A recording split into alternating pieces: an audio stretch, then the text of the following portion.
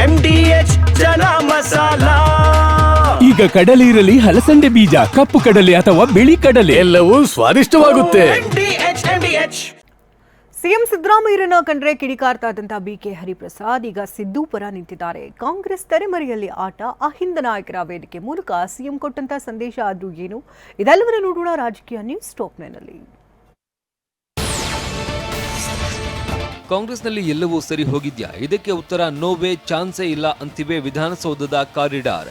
ಇದಕ್ಕೆ ಇಂಬು ಕೊಡುವಂತೆ ಒಂದಿಷ್ಟು ಘಟನೆಗಳು ನಡೆದಿವೆ. ಅದರಲ್ಲೂ ಮೊನ್ನೆ ಮಂಗಳೂರಿನಲ್ಲಿ ನಡೆದ ಕಾರ್ಯಕ್ರಮ ಸಿದ್ದರಾಮಯ್ಯರ ಅಹಿಂದ ಶಕ್ತಿಯನ್ನ ಮತ್ತೊಮ್ಮೆ ಸಾಬೀತು ಮಾಡಿದೆ. ಸಿದ್ದರಾಮಯ್ಯ ಪರ ಹರಿಪ್ರಸಾದ್ ನಿಂತಿರೋದು ಸಿಎಂಗೆ ಬಲ ಕೊಟ್ಟಿದೆ.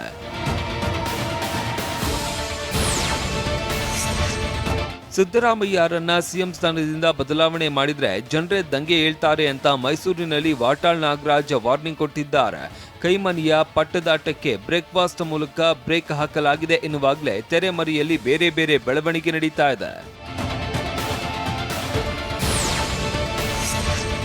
ಸ್ನೇಹಿತರ ಕುಟುಂಬದ ಮದುವೆಯಲ್ಲಿ ಭಾಗಿಯಾಗುವುದಕ್ಕೆ ದೆಹಲಿಗೆ ತೆರಳಿದ ಡಿಸಿಎಂ ಡಿಕೆ ಬೆಂಗಳೂರಿಗೆ ವಾಪಸ್ ಆಗಿದ್ದಾರೆ.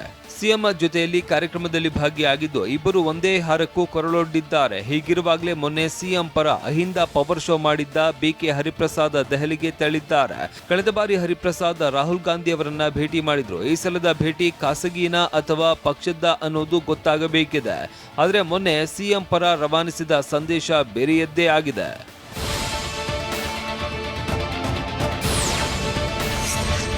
ಮೊನ್ನೆ ಮಂಗಳೂರಿನಲ್ಲಿ ನಾರಾಯಣಗುರು ಮತ್ತು ಗಾಂಧಿ ಸಂವಾದ ಶತಮಾನೋತ್ಸವ ಕಾರ್ಯಕ್ರಮ ನಡೆಯಿತು. ಈ ಕಾರ್ಯಕ್ರಮಕ್ಕೆ ಕಾಂಗ್ರೆಸ್ನ ಅಹಿಂದ ನಾಯಕರ ದಂಡೆ ಹರಿದು ಬಂದಿತ್ತು. ಸಚಿವ ಪರಮೇಶ್ವರ್, ದಿನೇಶ್ ಗುಂಡೂರಾವ್, ಜಮೀರ್, ಸತೀಶ್ ಜಾರಕಿಹೊಳಿ, ಮಹದೇವಪ್ಪ, ಬಿಕೆ ಹರಿಪ್ರಸಾದ್ ಸೇರಿದಂತೆ ಅಹಿಂದ ನಾಯಕರು ಒಂದೇ ವೇದಿಕೆಗೆ ಬರುವ ಮೂಲಕ ವಿ ಆರ್ ವಿತ್ ಸಿದ್ದರಾಮಯ್ಯ ಅನ್ನುವ ಪರೋಕ್ಷ ಸಂದೇಶ ರವಾನಿಸಿದ್ದಾರೆ.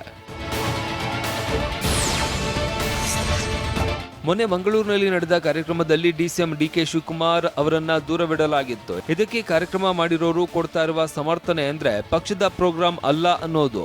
ಆದ್ರೆ ಇದೇ ವೇದಿಕೆಗೆ ಎಐಸಿಸಿ ಪ್ರಧಾನ ಕಾರ್ಯದರ್ಶಿ ಕೆಸಿ ವೇಣುಗೋಪಾಲ್ ಕೂಡ ಉಪಸ್ಥಿತರಿದ್ರು. ಹೈಕಮಾಂಡ್ ನಾಯಕರಲ್ಲಿ ಒಬ್ಬರಾದ ಅಹಿಂದ ಲೀಡರ್ ವೇಣುಗೋಪಾಲ್ ಸಮ್ಮುಖದಲ್ಲಿನೇ ಶಕ್ತಿ ಪ್ರದರ್ಶನ ನಡೆದಿದೆ. ಇನ್ನು ಡಿಕೆಗೆ ಕರೆದ್ರೆ ಪಕ್ಷದ ಕಾರ್ಯಕ್ರಮವಾಗುತ್ತೆ, ವೇಣುಗೋಪಾಲ್ ಬಂದ್ರೆ ಆಗಲ್ವಾ ಅನ್ನೋ ಪ್ರಶ್ನೆ ಇಲ್ಲಿ ಹುಟ್ಟೋದು ಸಹಜ.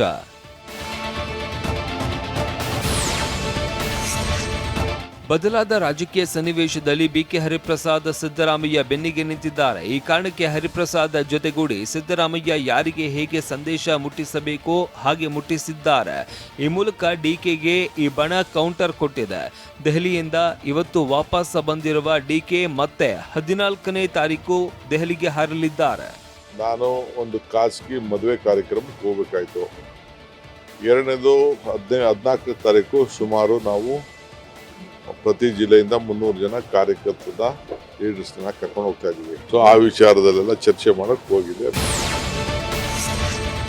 ಇನ್ನು ಸಿಎಂ ಬದಲಾವಣೆ ವಿಚಾರದಲ್ಲಿ ದುಡುಕಿದ್ರೆ ರಾಜ್ಯಕ್ಕೆ ಅಪಾಯ ಗ್ಯಾರಂಟಿ ಅಂತ ಕನ್ನಡ ಪರ ಹೋರಾಟಗಾರ ವಾಟಾಳ್ ನಾಗರಾಜ್ ಭವಿಷ್ಯ ನುಡಿದಿದ್ದಾರೆ. ಬದಲಾವಣೆ ಮಾಡಿದ್ರೆ ದಂಗೆ ಹೇಳ್ತಾರೆ ಅಂತ ಜನ ಹೇಳಿದ್ದಾರೆ. ಬಹಳ ಗೌರವಯುತವಾಗಿ ಕಾಂಗ್ರೆಸ್ ಹೈಕಮಾಂಡ್ ನಡ್ಕೊಳ್ಬೇಕಾಗಿದೆ. ಈ ಬದಲಾವಣೆ ಅಂದ್ರೆ ಅಧಿಕಾರಿಗಳನ್ನ ವರ್ಗ ಮಾಡಿದಾಗ ಮಾಡೋದಲ್ಲ. ಬದಲಾವಣೆ ಮಾಡಿದ್ರೆ ಇಡೀ ರಾಜ್ಯದಲ್ಲಿ ದಂಗೆ ಹೇಳ್ತಾರೆ ಜನ. ಕೆಸಿ ವೇಣುಗೋಪಾಲ್ ಎದುರು ಡಿಕೆ ಅಂತ ಘೋಷಣೆ ನೀಡಿದ್ದಕ್ಕೆ ಕಾಂಗ್ರೆಸ್ನ ರಾಜ್ಯ ಪ್ರಧಾನ ಕಾರ್ಯದರ್ಶಿ ಮಿಥುನ್ ರೈಗೆ ನೋಟಿಸ್ ನೀಡಲಾಗಿದೆ. ಎಐಸಿಸಿ ಕಾರ್ಯದರ್ಶಿ ರೋಜಿ ಜಾನ್ರಿಂದ ಶೋಕಾಸ್ ನೋಟಿಸ್ ನೀಡಲಾಗಿದೆ. ಪಕ್ಷದ ಶಿಸ್ತು ಉಲ್ಲಂಘನೆ ಬಗ್ಗೆ ಕಾರಣ ಕೇಳಿ ಮಿಥುನ್ ರೈಗೆ ನೋಟಿಸ್ ನೀಡಲಾಗಿದೆ. ಮಂಗಳೂರು ಏರ್ಪೋರ್ಟ್ನಲ್ಲಿ ಡಿಕೆ ಅಂತ ಘೋಷಣೆ ಕೂಗಿದ್ರು. ಈ ಭಾರಿ ಸಂಖ್ಯೆಯಲ್ಲಿ ಜಮಾಯಿಸಿದ್ದ ಕಾರ್ಯಕರ್ತರು ಘೋಷಣೆ ಕೂಗಿದ್ರು.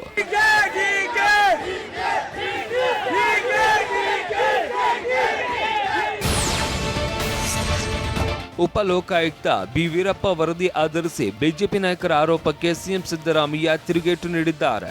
ಎಕ್ಸ್ ಖಾತೆಯಲ್ಲಿ ತಿರುಗೇಟು ನೀಡಿದ ಸಿಎಂ ಗೌರವಾನ್ವಿತ ಉಪ ಲೋಕಾಯುಕ್ತರಾದ ಬಿ ವೀರಪ್ಪ ಅವರು 2019 ನವೆಂಬರ್ನಲ್ಲಿ ಕೊಟ್ಟ ವರದಿಯಲ್ಲಿ ಉಲ್ಲೇಖಿಸಿದ್ದಾರೆ. ರಾಜ್ಯದಲ್ಲಿ 63% ಭ್ರಷ್ಟಾಚಾರ ಇದೆ ಅಂತ ಉಲ್ಲೇಖಿಸಿದ್ರು. ಆ ವರದಿ ಆಧರಿಸಿ ವೀರಪ್ಪ ಮಾತನಾಡಿದ್ದಾರೆ. ಅವರು ವರದಿ ನೀಡುವ ವೇಳೆಯಲ್ಲಿ ಬಿಜೆಪಿ ಆಡಳಿತ ಇತ್ತು ಅಂತ ಕಿಡಿಕಾರಿದ್ದಾರೆ. ವಾಹ್, ಯಾಕೆ ಈಗ ಬಂತ ಸ್ವಾದ? ಖಂಡಿತ ಈಗ ಬಂತು ಅಸಲಿ ಸ್ವಾದ. MDH chunky chaat masala life ಅಲ್ಲಿ ಅಸಲಿ ಸ್ವಾದ ತರುತ್ತೆ. ಅಸಲಿ ಮಸಾಲ, ಎಸ್ ಎಸ್ MDH.